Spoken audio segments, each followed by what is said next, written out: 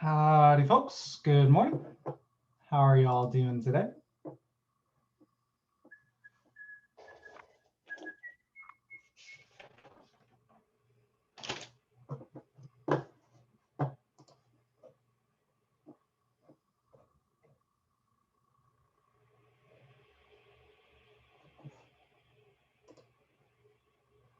Studying all day for an exam? So I hear. Is that EMAC? I think someone said they have an EMAC exam today. Good stuff. Yeah, I decided to have the quizzes on Thursday. I was going to do those anyways, but that's a good excuse because no one would be able to do it today anyways. Yeah, I will post the quiz tomorrow, and that should be available all day. But yeah. Yep. Okay. So it'll be open throughout the day, and once you start, you'll have 30 minutes to finish it. So it'll be similar to the exam, except instead of just having windows, it'll just be open all day. But once you start it, you'll have a set amount of time to finish it. Yes, Ryan, actually, I meant to send out an email about that. So that was intentional. It is doable with USub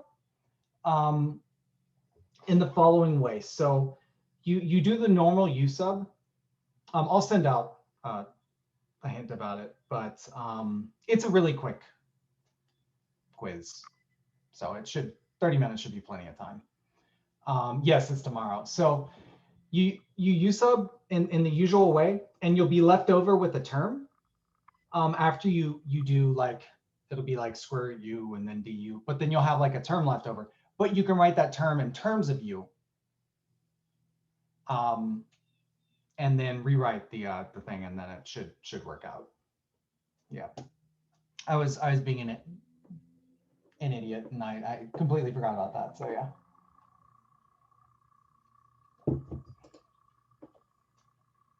Does that make sense? So in that question, like if you USub, not during class. It'll be open on Canvas all day, and you just take it at your convenience, and you'll have 30 minutes once you start to do it. Yeah.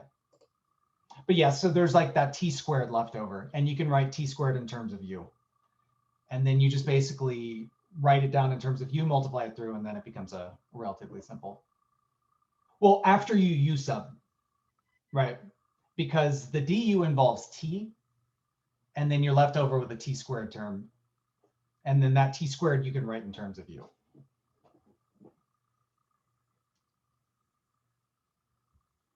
Yeah.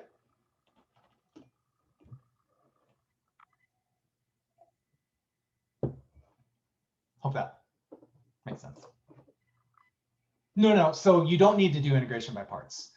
That would not be doable by parts. So, okay, let me really quickly, like, without giving it away entirely, it's like, whatever. Let's do an example. Say like we have like,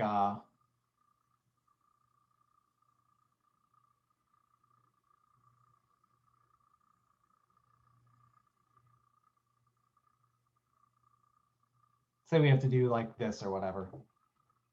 So then we would like to USub, but we can't quite do how we normally do. So our u in this case would be 1 plus x squared. And our du would be 2x dx. So we have an x term outside. So that would be, our x dx would be, 1/2 du.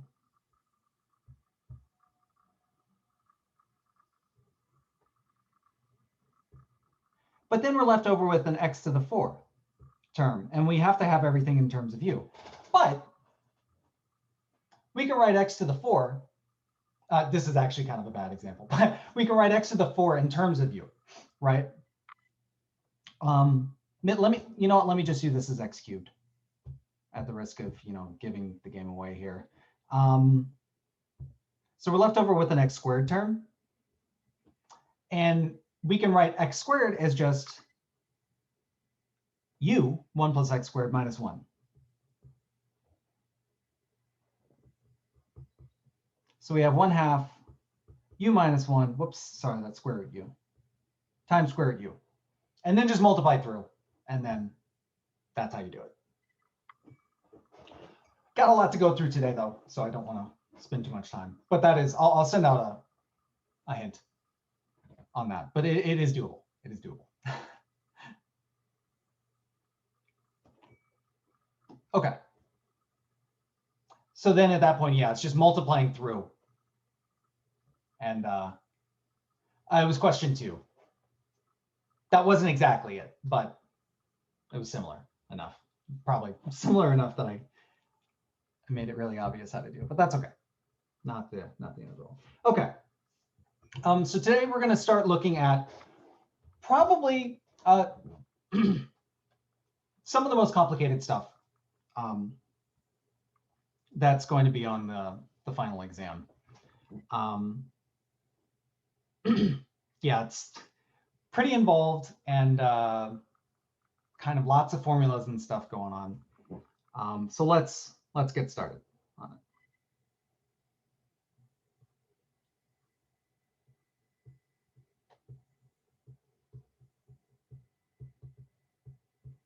So today we're just going to look at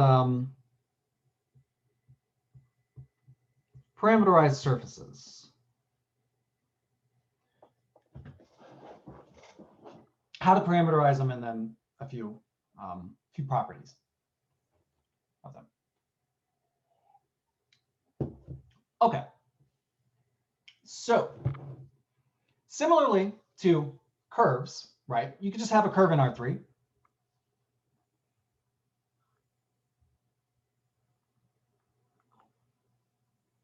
Say we have a curve C in R3. If we want to calculate an integral over this curve, unless we're integrating a conservative vector field, we're going to need to parameterize this curve in order to calculate the integral. And so what a parameterization is really of a curve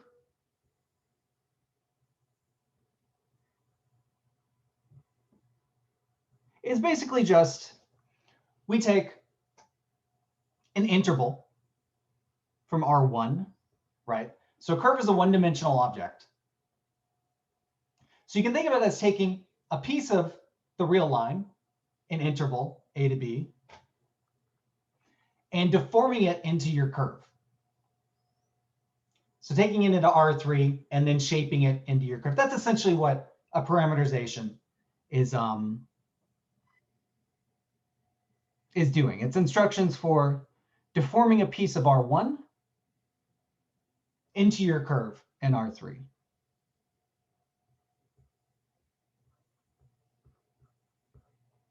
And so we just pick a point, T between A and B. Oops.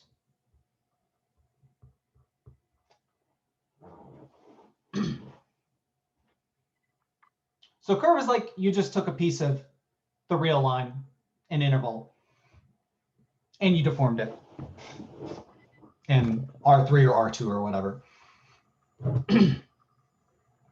And the parameterization tells you how to do that.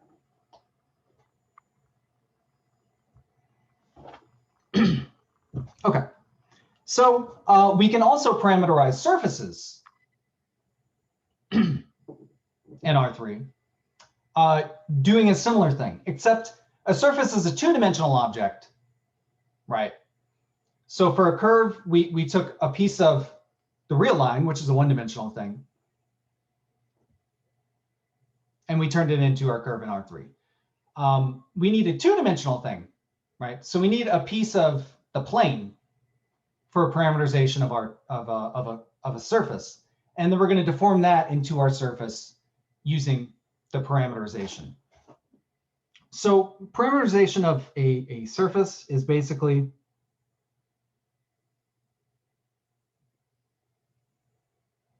let me draw a picture and then I will write that down.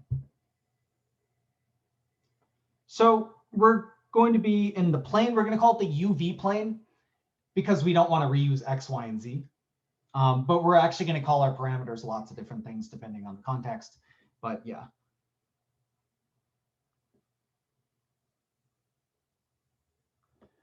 So we're going to take a region D in the UV plane.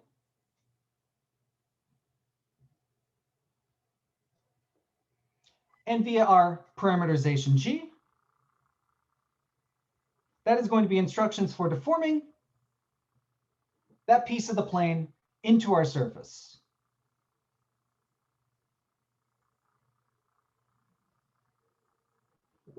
S.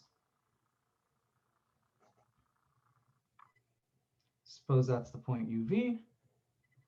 It's going to map it to the point G of UV. And since it's a two-dimensional object, we need two parameters, U and V, in order to do this. So G is just going to be, hang on, let me make that shorter.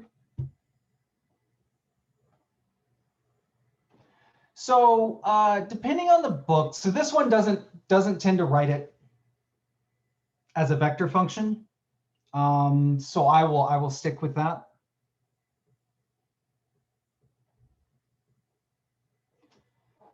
So basically it says, okay, so X we write in terms of U and V. Y we write in terms of U and V.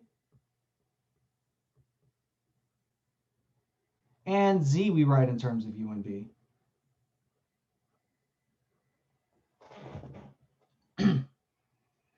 And then we say, we also have to specify where U and V live in the UV plane.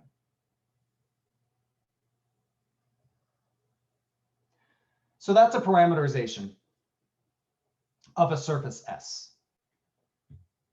So every point on our surface, X, Y, Z, we can write X, Y, and Z in terms of U and V. And that's what this is. So this represents a point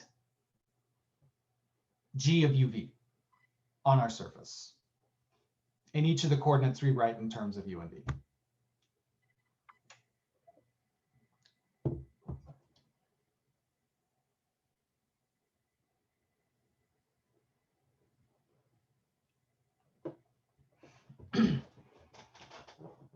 Okay, so let's just do some examples. This is going to seem kind of abstract and weird, but when we do some examples, it'll make more sense and you'll kind of see how we parameterize these surfaces. So they're going to be really kind of two sort of main ways we're going to parameterize surfaces. If we need to parameterize them, sometimes it'll just be given to us parameterized. But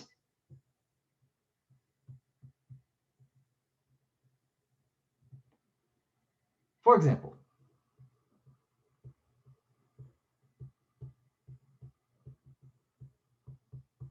let's parameterize the cylinder x squared plus y squared equals 1.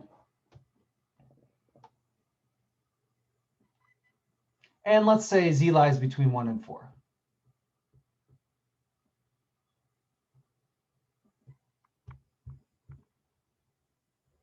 Whoop.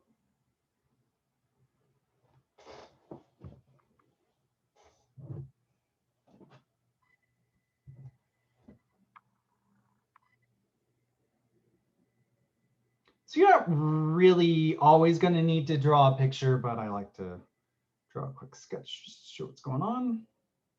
And it does help sometimes. So z goes from 1 to 4.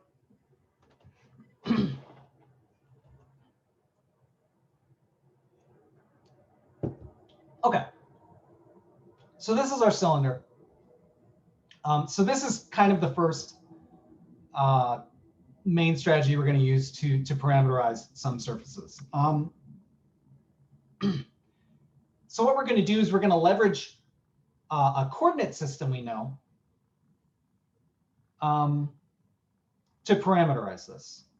So if we wanted to say integrate over a cylindrical region or a region bounded by a cylinder, what coordinate system would we want to use in R3?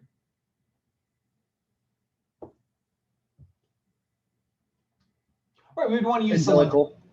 Right. So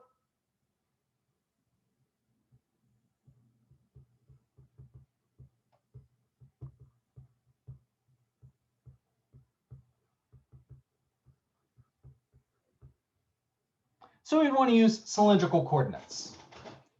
But so what we want to do is we want to write x, y, and z in terms of two variables. Right, so we want to have two variables total that we write x, y, and z in terms of. But recall, in cylindrical, x is r cos theta, y is r sine theta, and then z is just z. The problem here is now there are three coordinates, or there are three variables here, r, theta, and z.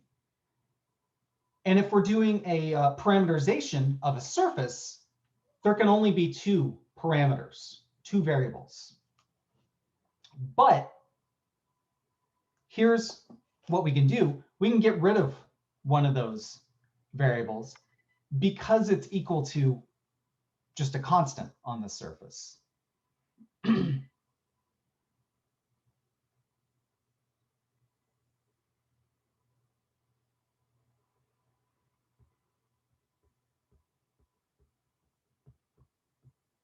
So we have r theta and z here, and we can only have two parameters.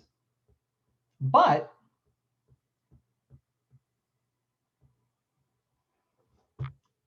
we notice all the points have something in common, right? They all lie in the cylinder x squared plus y squared plus z squared equals 1. What does that mean in cylindrical?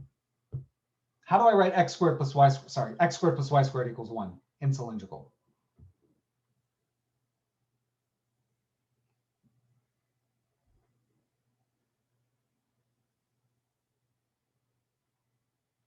How do I write that equation? It's just r equals 1.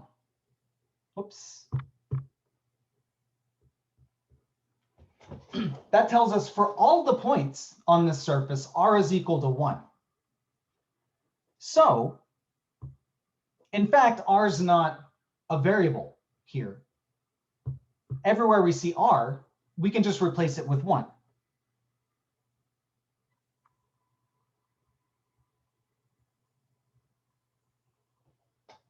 And so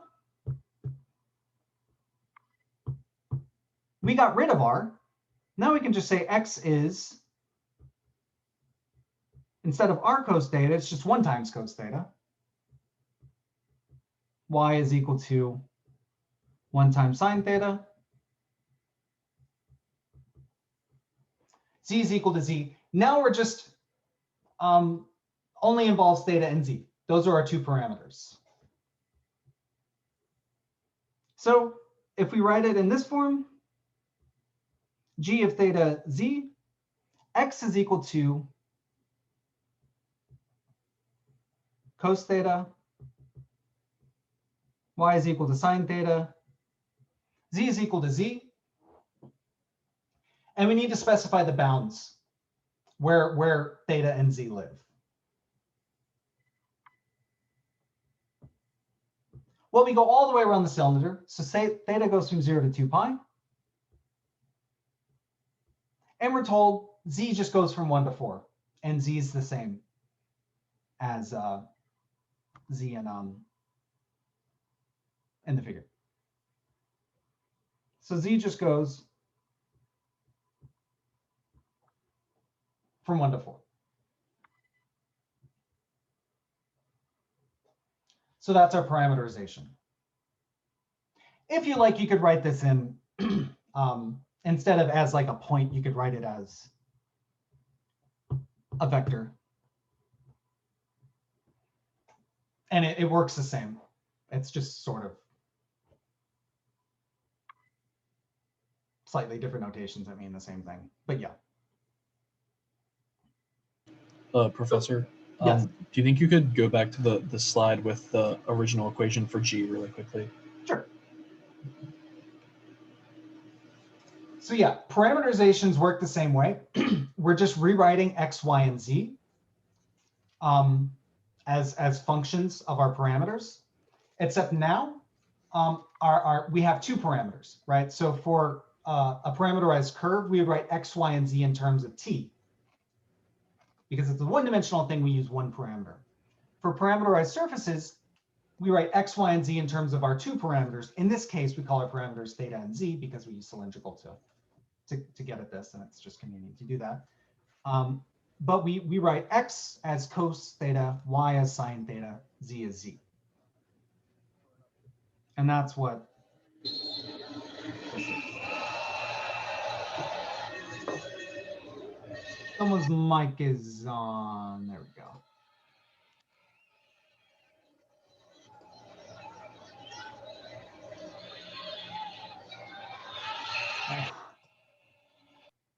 There we go. There we go. Okay. Okay. Any questions about this example? Right. So we want to parameterize a cylinder. We can use cylindrical coordinates because writing the equation of a cylinder is easy in cylindrical coordinates.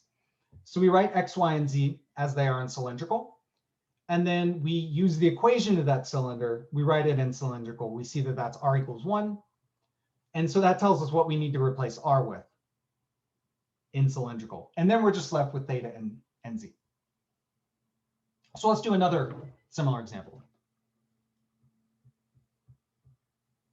So that's one of the strategies.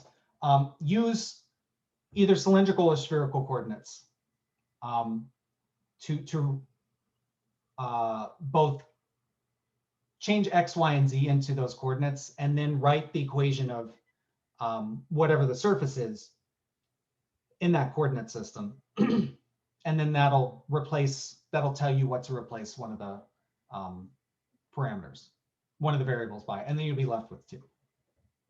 Okay, so let's parameterize.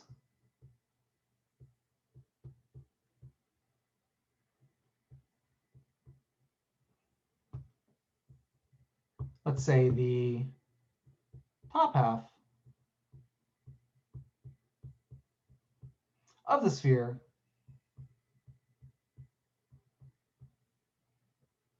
x squared plus y squared plus c squared equals 4.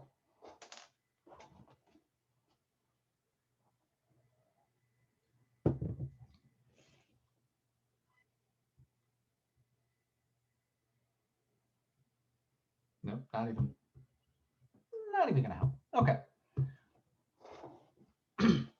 Okay, so we're gonna use the same strategy here. Whatever, that's fine.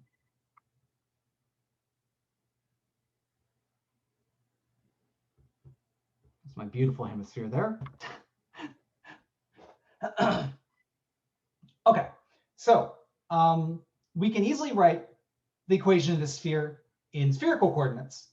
So let's write X, Y, and Z in spherical, and then see what we need to do from there.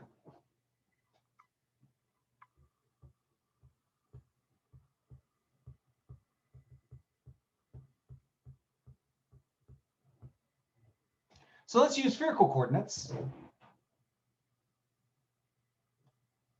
And the reason why is because we can write the equation of our sphere as what? X squared plus y squared plus z squared equals 4. What is that in spherical? What does that equation become?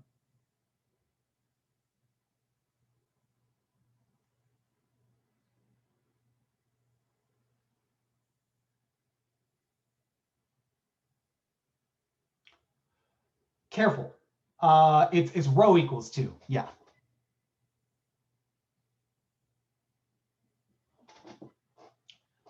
So basically, we're just going to use spherical coordinates, except everywhere we see rho, we're going to replace it with 2.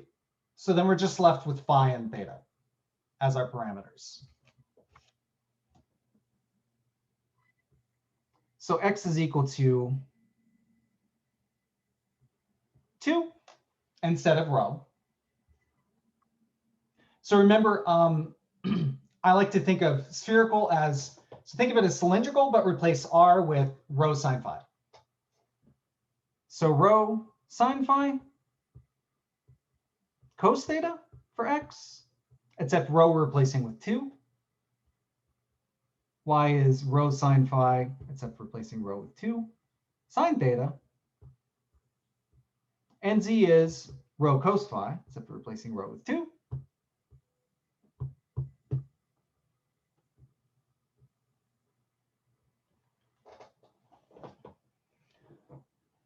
And so this is our parameterization. So this is one way to write it. You can write x equals this, y equals this, z equals this, or you could write it in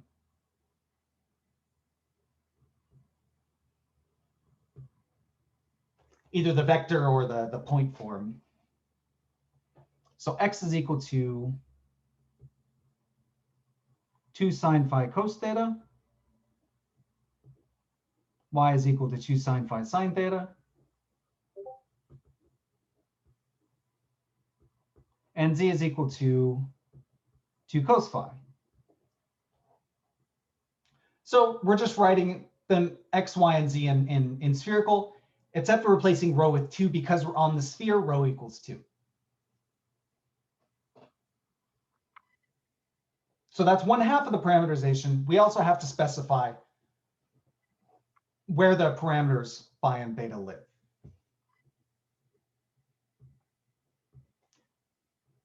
So we're the upper half of this guy. We're the upper hemisphere. So phi goes from what to what?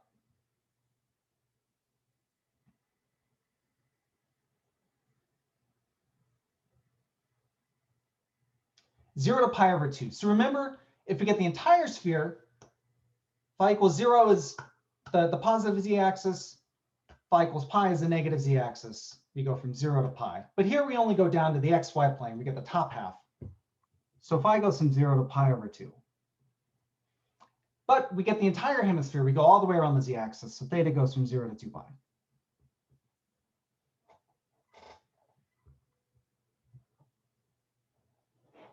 You can't forget the bounds. That is half of your parameterization. And so that's how we would parameterize the sphere.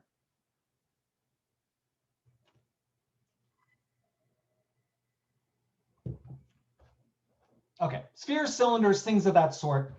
Use a convenient coordinate system. Write the equation of the surface in that coordinate system, and then that tells you what you need to replace one of the parameters by. Then you'll be left with 2, right? Because the 3-dimensional coordinate systems have 3 variables. You need to get rid of one of them.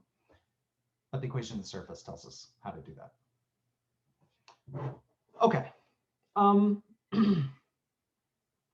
So that's the first strategy we use for parameterizing a surface, is use a different coordinate system. The second is going to be what we use for graphs of functions.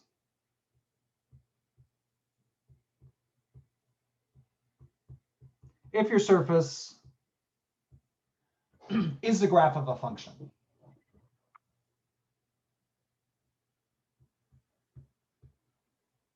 So if our surface S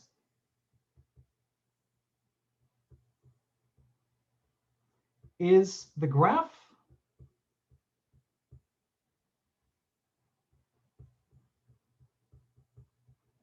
of a function f of x, y. You know what, let me just write this as g of x, y, because we will probably use that later. So S is the graph of a function. In other words, the equation of S we can write as z equals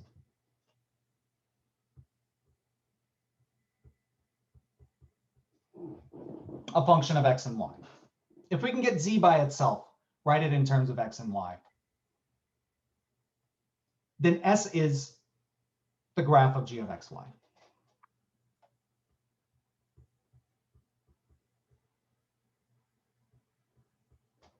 And suppose x and y live in D, in the xy plane. So remember this little, let me just write in.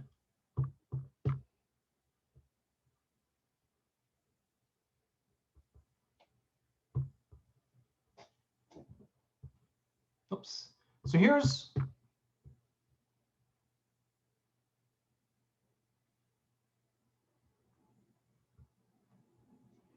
our surface S. Its z is equal to g of x, y. And x and y live in D. So remember D here is going to be basically you project down to the xy plane and look at the shadow of that guy.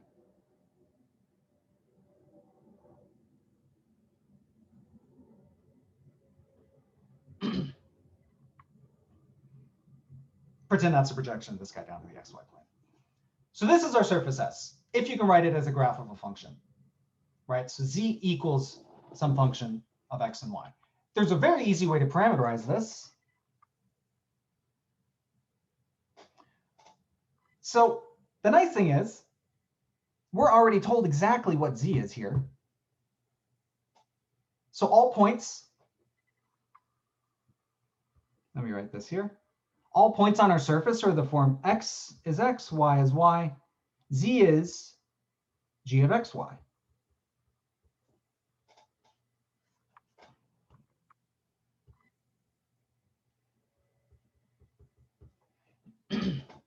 So we just let x be x, y be y, and then z is g of x, y.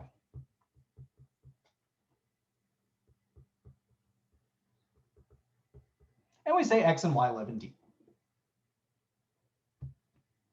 I'll write that in a sec. So that's our parameterization. We've written it x, y, and z in terms of x and y.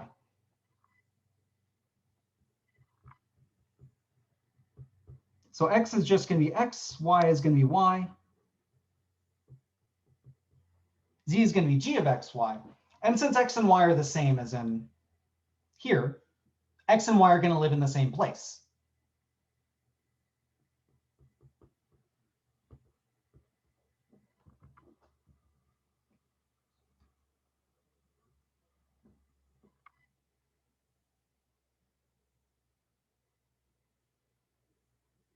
So yeah, think of just taking this surface, flattening it down to the xy plane. That's where your parameters x and y live. You pick a point in there, and you go straight up according to z equals g of x, y.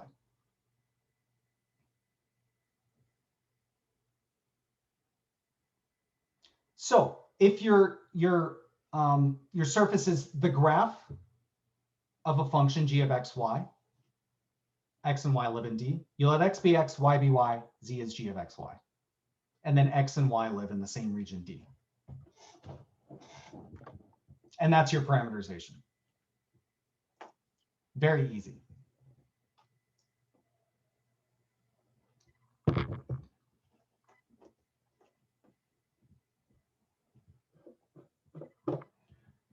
So let's say, yeah, if you're the graph of a function, this should be the strategy you use.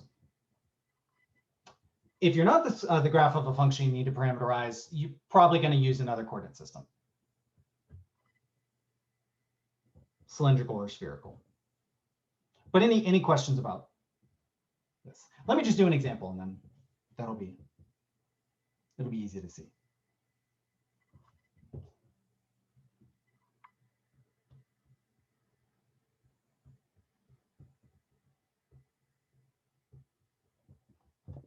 So let's parameterize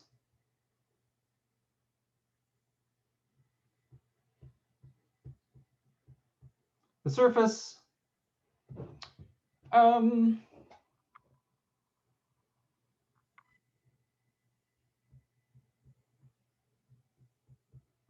Z equals x squared plus y squared. And I'm not going to specify anything about x and y here, but if we had to, we could do that.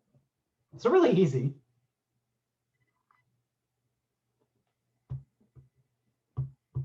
Right? We got z by itself. So S is just the graph of the function x squared plus y squared. So we're just going to let x be x, y be y, and then z is going to be x squared plus y squared.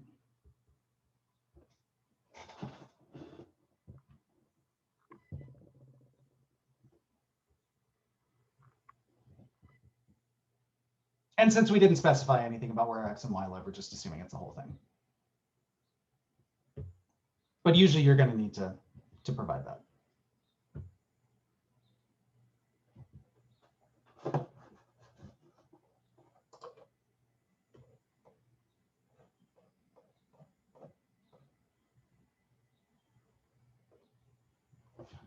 Okay.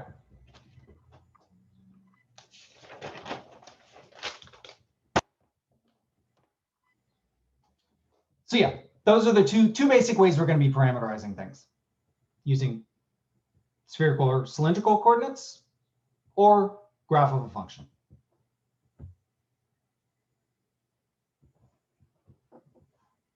Okay, so let's quickly look at a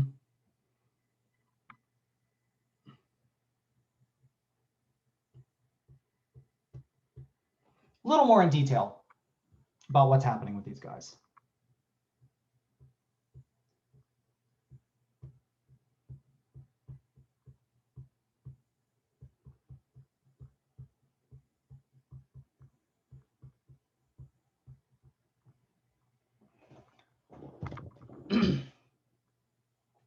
Okay, so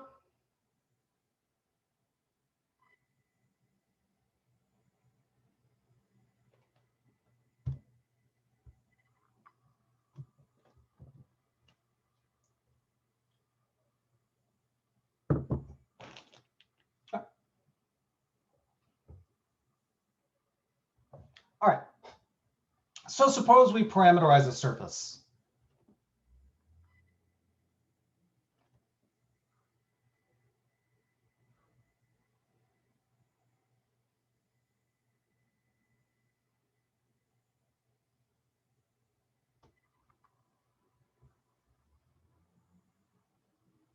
So here's our surface S.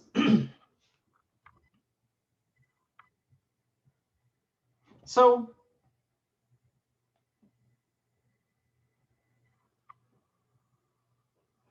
we have a parameterization G, which, oops. So U and V live in D, and we write X, Y, and Z in terms of U and V. So we're over in the UV plane. U and V are our parameters. We often call them different things. We saw phi and theta, or Z and theta, or X and Y. But we're going from a region in that plane over to this surface. So let's see what's going on here. So let's pick a point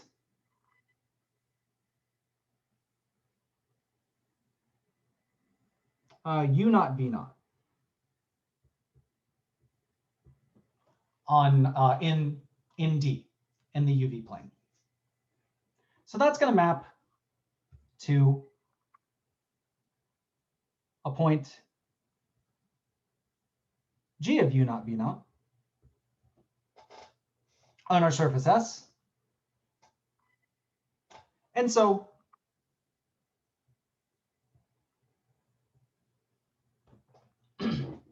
let's look here. So if we look at the lines in our region D parallel to the U and V axes. So through the point U naught V naught, we have a couple of these lines. So this line is just the line u equals u naught. And this line is v equals v naught.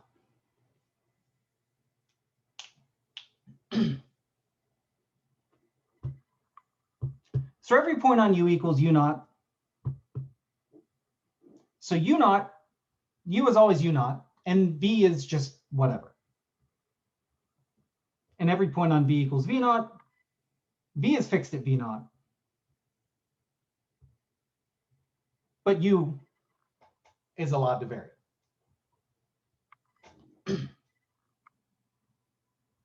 So those are going to, if we look at those lines parallel to the u and v axes through this point, those are going to map to curves on our surface through that point, g of u naught v naught.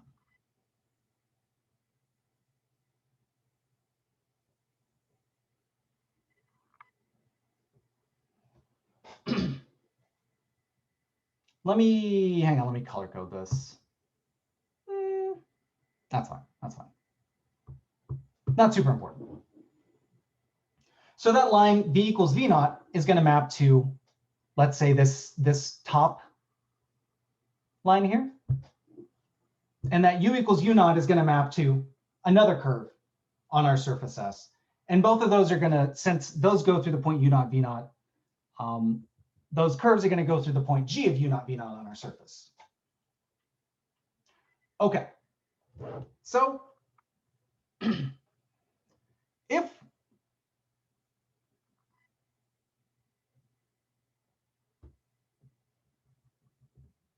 I'm not going to explain this too much, but essentially we can get tangent vectors to those curves by looking at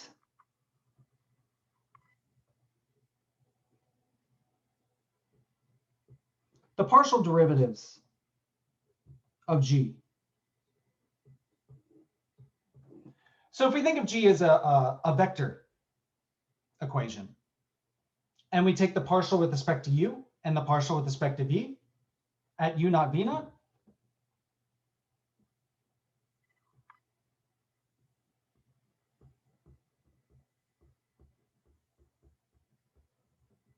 those are going to give us tangent vectors to, oh, right. So, sorry, these guys are called grid curves. Not super duper important, but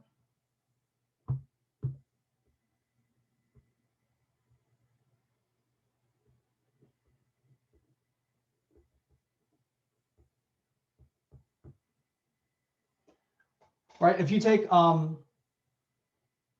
lines parallel to the u and v axes over in the UV plane, and you look at the image of those on the surface, you map all those points, those are going to give you curves on the surface S. We call those grid curves. And we call them grid curves because if you map all of them out, they sort of form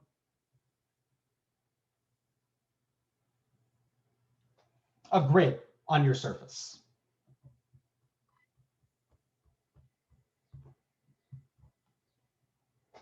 Right. So if we look at those grid curves, so g sub u, the derivative of g with respect to u at u naught v naught, gives you tangent vectors to one of the grid curves.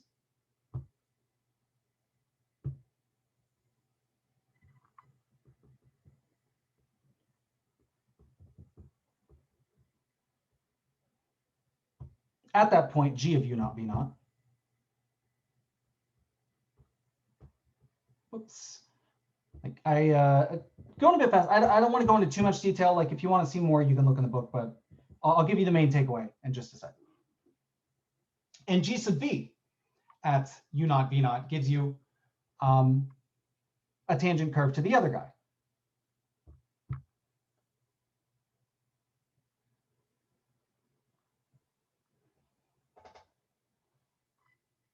So we have these two curves. We look at a point, the point of intersection, and we look at the tangent line to those curves. So those tangent lines are going to be tangent to the surface S. at that point. So if we want to look at the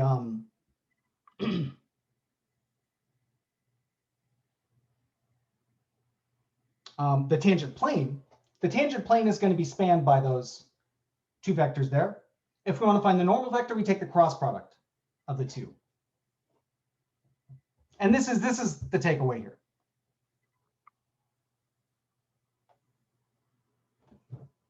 Okay.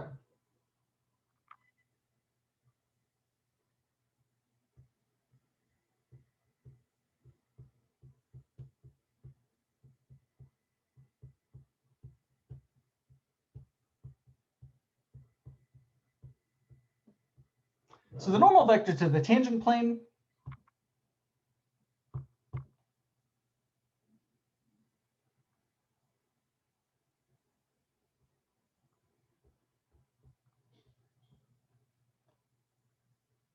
at the point, whoops, G of U naught V naught.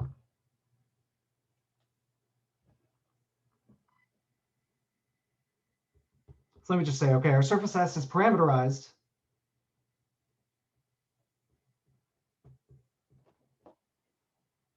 by G of UV.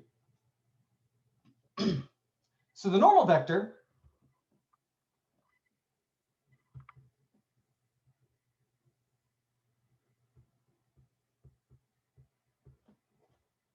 at that point, G of U naught V naught, is going to be the cross product of those two tangent curves, or two tangent vectors. So G sub U at U naught V naught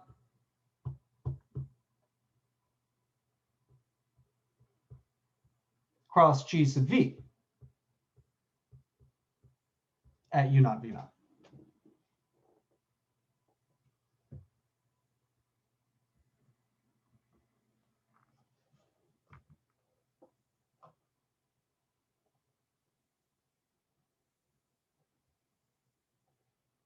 So let's really quickly do an example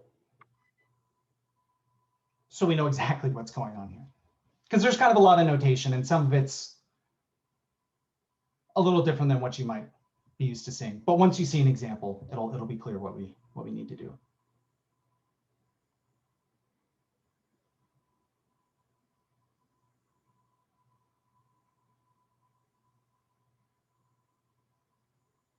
Okay, so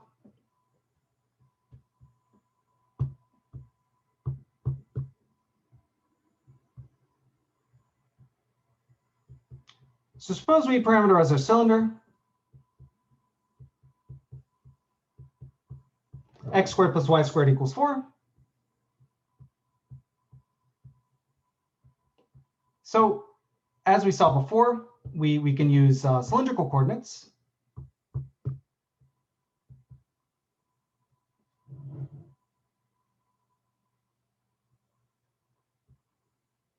And replace z with 2. And so x is, instead of r cos theta, it's 2 cos theta. Y instead of r sine theta, it's 2 sine theta. And z is z.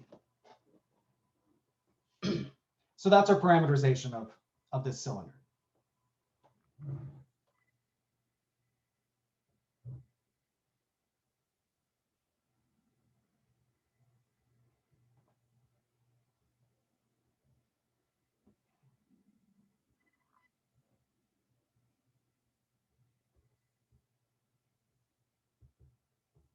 Okay, so let's look at the grid curves. So theta is going to go from 0 to 2 pi. Z just goes from negative infinity to positive infinity.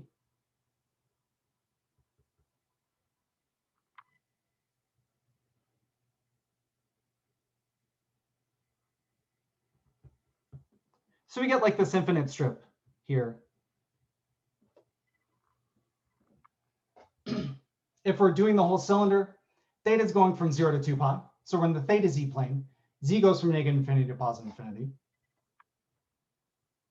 Actually, hang on, let me not draw that. And if we look at the grid curves, so if we look at theta equals a constant, these guys, let me use a color. Those are going to map to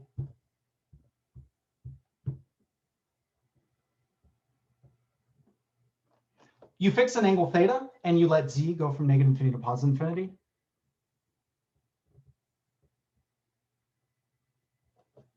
Those are going to go to these guys on here. All of them share an angle theta. And then you let z go from negative infinity to positive infinity. If you fix a z and let theta go from 0 to 2 pi,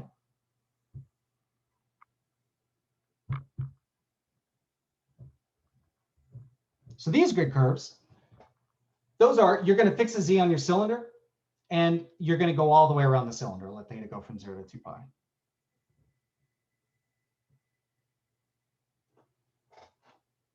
Those are going to be our grid curves. Not super important, but it's good to see what's going on there. Okay, so let's find the equation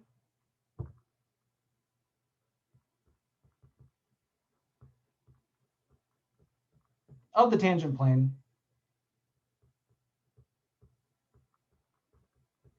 to our surface at the point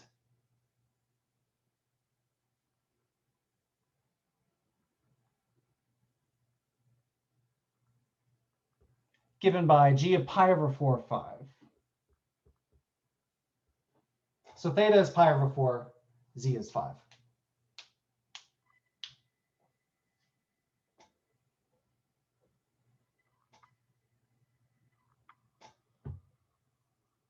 So that's what we're going to do.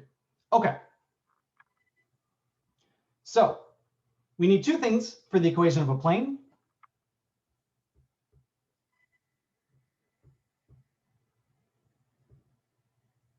We need a normal vector.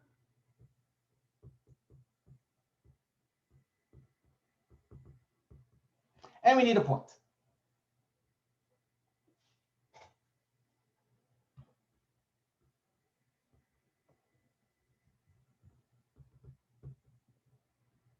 So the point's easy. The point is just g of pi over 4, 5. We want the tangent plane at the point given by g of pi over 4, 5. So secant theta equals pi over 4, z equals 5. Into our parameterization. So we get 2 cos pi over 4. So cos pi over 4 is root 2 over 2. So 2 root 2 over 2 is root 2.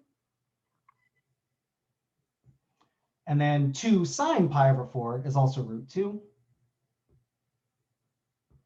And then z is 5. So that's our point.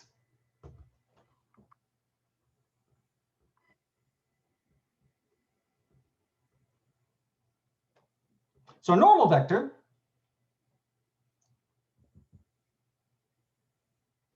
we're going to take the cross product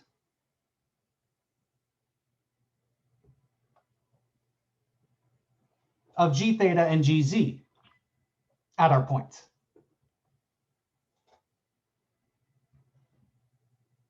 So let's do that step by step. Let's do that really quickly.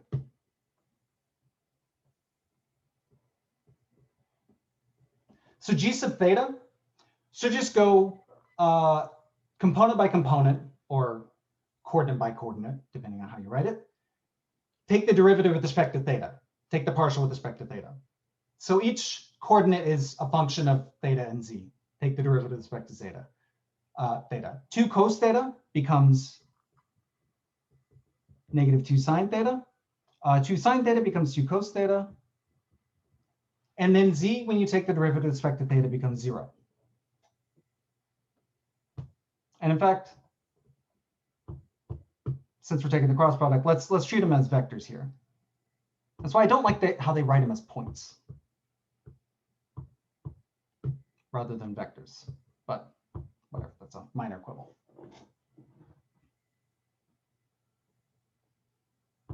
And then when we do the same for the partial with respect to z, 2 cos theta when we take the partial with respect to z becomes 0, 2 sine theta becomes 0, and then z becomes 1.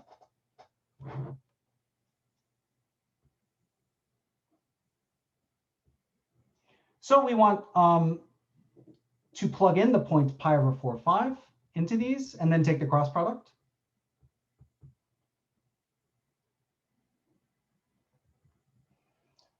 So this becomes negative root 2. Hang on, let me give myself space here.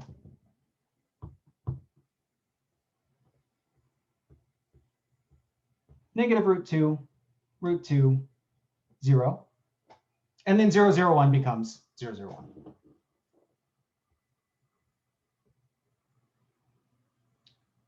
So these are a tangent. These are tangent to our surface. To get the normal vector, we're going to take the cross product.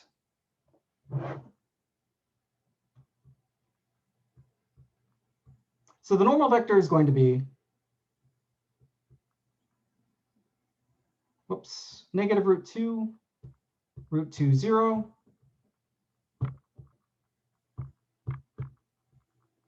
cross 0, 0, 1. And when we do that, we get the vector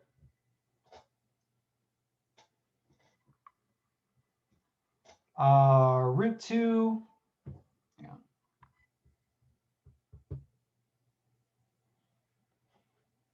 root 2, and then 0. That's our normal vector.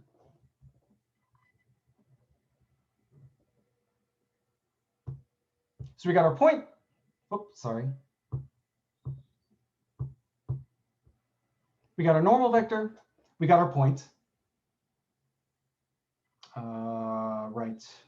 Root 2, 5. So we put it together.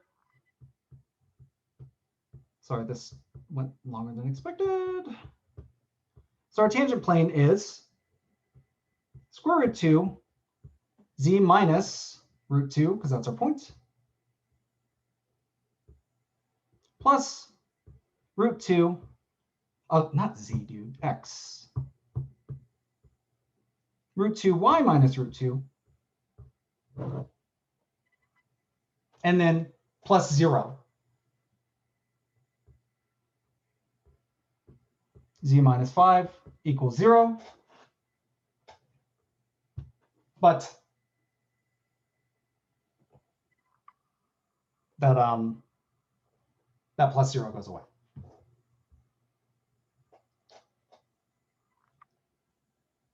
So that's the equation of the tangent plane.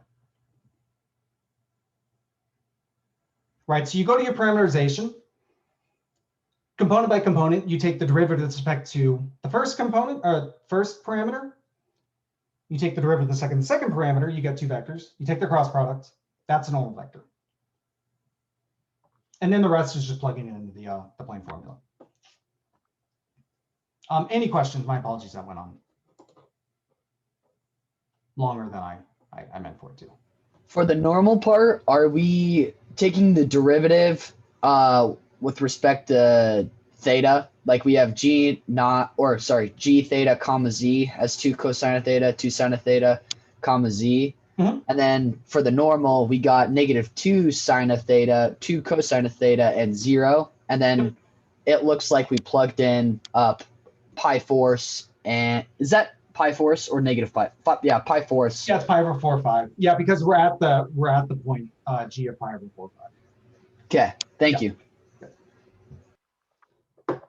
The quiz is going to be tomorrow, Lauren. Yeah.